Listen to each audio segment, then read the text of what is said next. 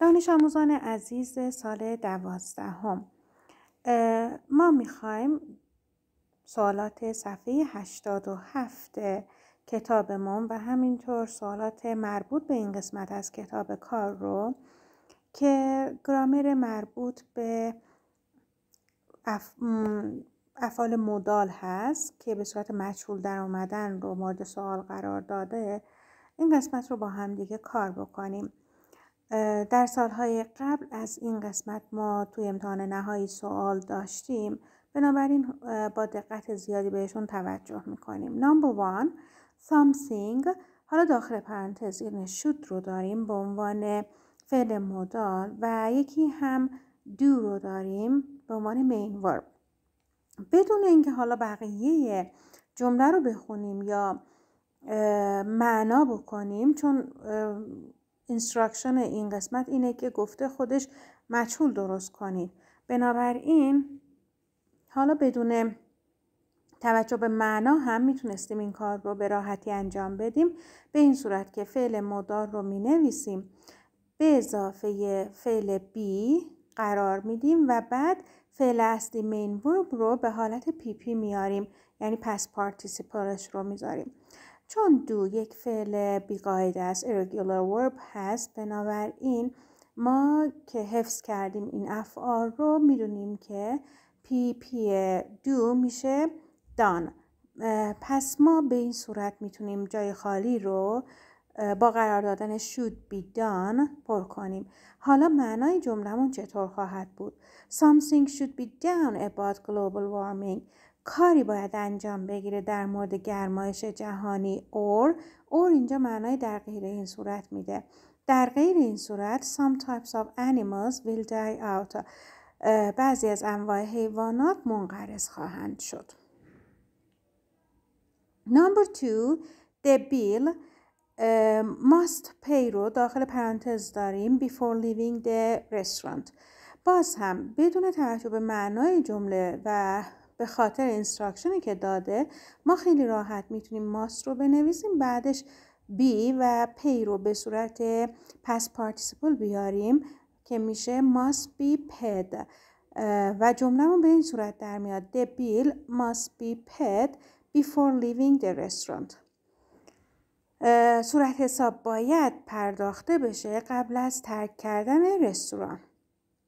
Number 3 some dangerous gases may produce when garbage is burned. توی این جملمون می رو داده به اضافه produce که یک فعل با قاعده است، regular verb، بنابراین ایدی باید بگیره دیگه برای اینکه به past participle تبدیل بشه.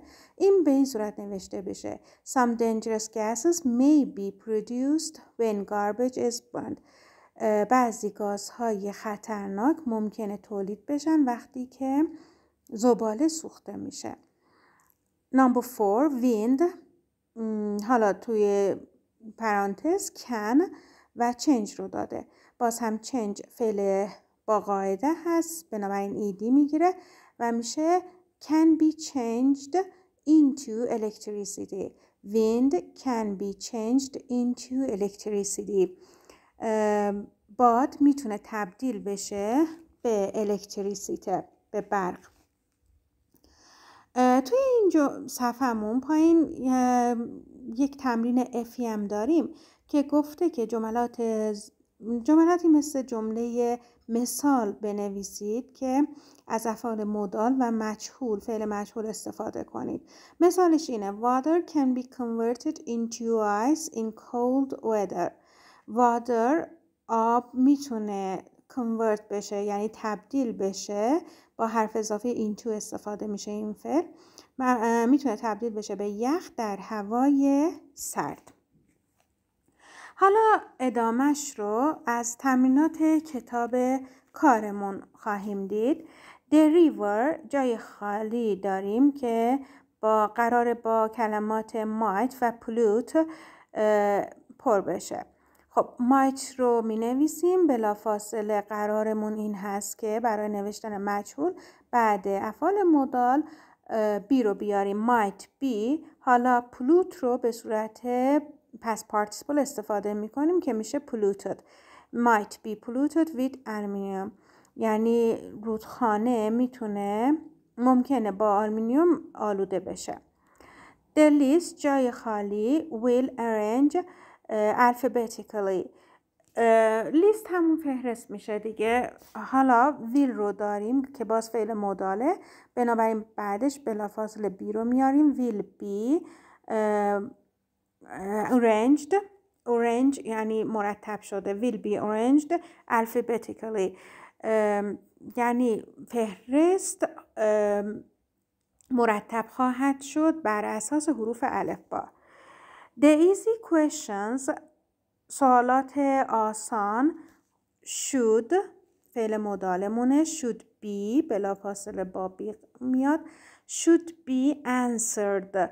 answer رو با ایدی میاریم تا به صورت past participle در بیاد. first سوالات آسان ابتدا باید پاسخ داده بشن. Number 8 they can give some information about the job. توی این جمله باز بعد از they can رو میاریم میشه they can be given some information about the job. آنها میتونن بهشون اطلاعاتی داده بشه در مورد این شغل.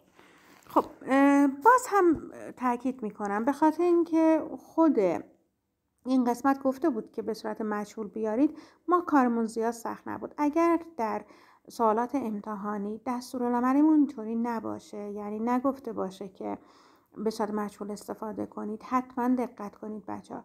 ببینید نهادی که در ابتدای جمله قرار گرفته آیا انجام دهنده فعل اصلیمون هست یا نه. اگر انجام دهنده است به صورت معلوم باید بنویسید، اما اگر انجام دهنده فعل اصلی نیست باید به صورت مجهول در بیارید. موفق باشید.